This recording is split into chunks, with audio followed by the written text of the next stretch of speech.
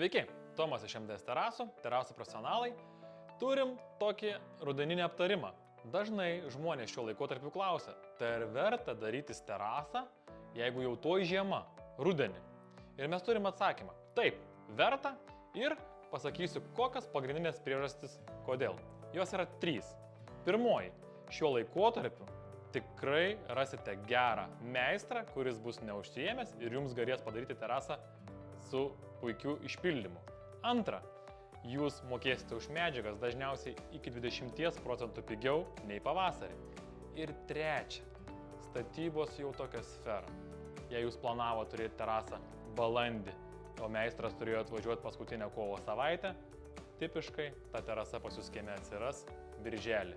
Būna žinoma išimčių, laikų, bet dažniausiai statybos vėluoja.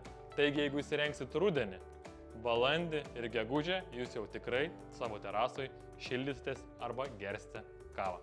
Taigi, tokie patarimai rudeniui.